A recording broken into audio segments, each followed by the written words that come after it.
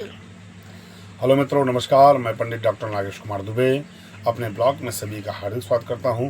लो मित्रों, मैं फिर से आ गया। आज हम बात करेंगे नवरात्रि के बारे में, जो 3 तारीख से प्रारंभ हो रही नवरात्रि। इस नवरात्रि को हम कई नामों से जानते हैं, शारदीय नवरात्रि के नाम से भी जानते हैं। तो इस नवरात्रि का विशेष महत्व है और ये 9 दुर्गाओं का दिन है। 9 दुर्गाओं का पूजन अर्चना इत्यादि की जाती है। तो आज हम नवरात्रि के बारे में बात करेंगे। तो नवरात्रि में क्या क्या होता है, कैसे करें। मुख्यतः हम इसे घट स्थापना के नाम से आते हैं। अब घट का मतलब क्या है? घट का मतलब होता है कलश। तो कलश की स्थापना, मुख्यतः घट ही महत्वपूर्ण होता है।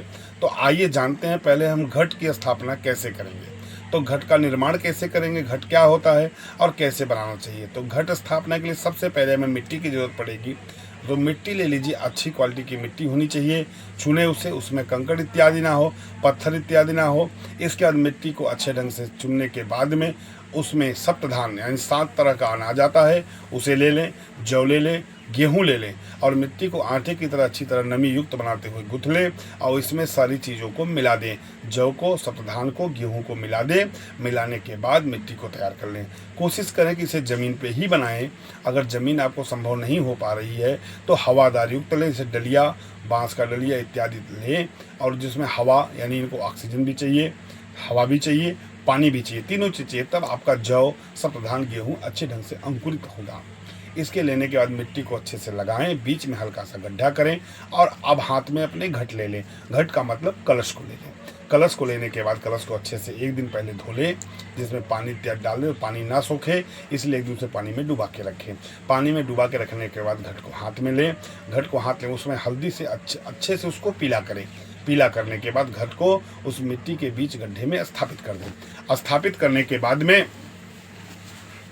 उस घट में प्रमुख नदियों को ध्यान करें, जैसे गंगा, यमुना, सरस्वती, गोदावरी, जो भी आपको नदी ध्यान आए उस नदी को ध्यान करते हुए उसमें जल को गले तक यानी कंठ तक भरें। कंठ तक भरने के बाद में उसमें पैसा, खड़ी हल्दी, लवंग, पंचामृत के बाद में दुर्बा इत्यादि चीज़ों को छोड़ने के बाद उस घट को चावल, सुपारी डालें और उसे तैयार कर लें। तैयार करने के बाद उसके ऊपर आम्र का पल्लव लगाएं। आम्र का पल्लव लगाने के बाद और मटके के साथ ढक्कन युक्त ही मटका लेना चाहिए। तो मटका और ढक्कन, उसका जो ढक्कन उसके नाप का ही होना चाहिए। आम्र पल्लव लगाने के बाद ऊपर ढक्कन लगाएं। ढक्कन में चावल भरें। चावल भरने के बाद एक नारियल लें। नारियल को लाल कपड़े में लपेटें। माता की चुन्नी लगाएं। चुन्नी लगाने के बाद उस चावल के ऊपर उसको स्थापित कर दें। स्थापित करने के बाद आप पूजन करें घट का। तो घट के गले में सबसे पहले कंठ में जो उसका गला होता है वहाँ पे आप रक्षा सूत्र को बांध के 3 गांठ लगा दीजिए। ऊपर जनेऊ पहनाइए। इसके बाद पाद्य अर्घ आचमनी से पूजन करिए। 4 बार जल छोड़िए, फिर पंचामृत छोड़िए। पंचामृत छोड़ने के बाद में फिर जल छोड़िए और जल छोड़ने के बाद में आप गले में उसके वस्त्र बांधिए। वस्त्र बांधने के बाद ऊपर जनेऊ पहनाइए। जनेऊ पहनाने के बाद फिर गंध का पूजन करिए, यानी हल्दी, कुमकुम, चंदन, सिंदूर, जो भी आपके पास गंध है। चावल छोड़ें। चावल के बाद में उस पर पुष्पमाला पहनाएं। पुष्पमाला के बाद सुगंधित इत्र लगाएं, फिर धूप लगाएं, फिर दीप लगाएं। दीप के बाद फिर नैवेद्य यानी मिठाई का भोग लगाएं, फल का भोग लगाएं और फिर बीड़ा पान का भोग लगा के भगवान वरुण यानी घट उस कलश को नमस्कार करके स्थापित कर दें। ऐसा प्रार्थना करें कि 9 दिन यहाँ पे आप स्थापित रहें। आपकी हम यथाशक्ति भक्ति पूजन करेंगे।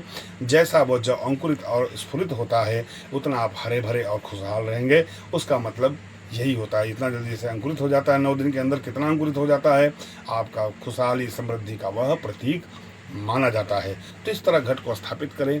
अब हम 9 दुर्गाओं के बारे में जानते हैं। पूजन 9 दुर्गाओं का होता है, लेकिन मुख्यतः उनके नाम क्या हैं। तो पहली जो शैलपुत्री, द्वितीय ब्रह्मचारिणी, तृतीय चंद्रघंटा, जो चतुर्थ माता होती है कुष्मांडा, पंचम स्कंध माता, जो षष्ठम सातवीं कात्यायनी, सप्तम कालरात्रि, अष्टम महागौरी और नवम सिद्धदात्री। ये 9 दुर्गाएं होती हैं। तो इन 9 दुर्गाओं की उपासना की जाती है। लेकिन मुख्यतः जब भी हम ध्यान, उपासना, पूजा करते हैं या ब्राह्मण बुला के दुर्गा सप्तशती का पाठ कराते हैं तो हम मुख्यतः 3 देवियों को ही लक्ष्य केंद्रित करके ध्यान करते हैं। जब भी कोई मंत्र, उपासना इत्यादि होती है नवरात्रि में तो महाकाली, महालक्ष्मी और महासरस्वती, इन त्रिगुण देवियों की हमें उपासना इनके साथ सूक्ष्म रूप में करनी ही होती है। महाकाली बल और पावर की देवी हैं, लक्ष्मी ऐश्वर्य की देवी हैं और सरस्वती माँ बुद्धि की देवी हैं। अब जानते हैं कि 9 दुर्गाओं को इन नवरात्रियों के दिनों में जो 9 दिन होता है, प्रथम शैलपुत्री से लेके जो अंतिम सिद्धदात्री देवी होती हैं, इन 9 देवियों को प्रसन्न करने के लिए हम क्या भोग लगाएं और भोग कैसा होना चाहिए। तो जो प्रथम माता होती है यानी शैलपुत्री जी को हम शुद्ध गाय देशी घी का भोग लगाएं, जो गाय का घी होता है उसका उनको भोग लगाएं। द्वितीय जो माता होती हैं वो ब्रह्मचारिणी माता होती है, उन्हें हम शक्कर का भोग लगाएं यानी मिश्री का भोग लगाएं। तृतीय जो हमारी माता चंद्रघंटा माता होती है, चंद्रघंटेति माता होती हैं, उनको हम दूध से बने युक्त मिठाइयों का भोग लगाएं। और जो हमारी चतुर्थ माता है कुष्मांडा माता, उन्हें हम मालपुइयों का भोग लगाएं। जो खष्टम हमारी पंचम हमारी माता हैं यानी अष्कंद माता, जो 5वीं माता है, उन्हें हम केले का भोग लगाएं। जो हमारी खष्टम मात्रा यानी काल रात्रि यानी छठा जो मात्रा होती है माता होती है हमारी, उन्हें हम शहद का भोग लगाएं। और जो हमारी सप्तम यानी 7वीं माता होती है काल रात्रि, उन्हें हम गुड़ का भोग लगाएं। और जो हमारी 8वीं माता होती हैं यानी महागौरी जी को हम नारियल अर्पण करें।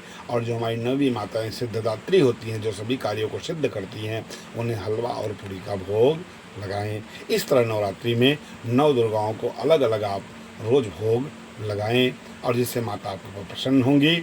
आइए जानते हैं अब हम 9 दिन में कलर क्या यूज करें, क्या कलर यानी क्या रंग होना चाहिए। खुद भी उस रंग को पहने, उस रंग के परिधान को धारण करें, वस्त्र को धारण करें और माता का भी वस्त्र वही रंग का रखें। तो इस 9 दिनों का रंग जो होता है, जो पहला दिन होगा माँ का वो पीला यानी येलो होगा। जो दूसरा दिन माँ का होगा वह रंग ग्रीन यानी हरा होगा। जो तीसरा दिन होगा वो राखड़ी कलर और ग्रे होगा।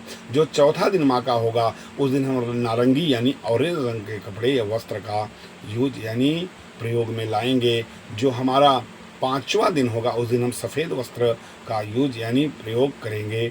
जो हमारा 6वां दिन होगा उस दिन हम माता को लाल वस्त्र पहनाएंगे और खुद भी लाल वस्त्र धारण करेंगे। जो हमारा 7वां दिन होगा उस दिन हम नीले रंग यानी ब्लू रंग का यूज करेंगे। और जो हमारा 8वां दिन होगा उस दिन पिंक यानी गुलाबी रंग का यूज करेंगे।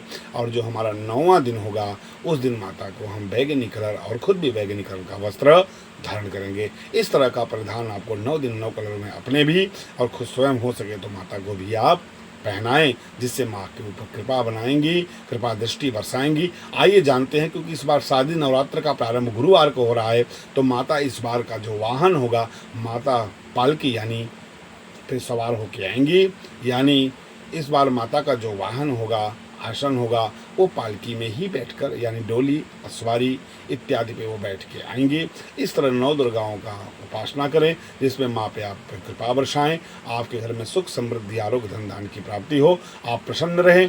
प्लीज़ लाइक करें, शेयर करें, सब्सक्राइब करें। इसमें नित्य प्रति सनातन धर्म के व्रत, त्यौहार, हर तरह के निर्णय, हर तरह की ज्ञान और जानकारी का वीडियो आपको प्राप्त होता रहेगा।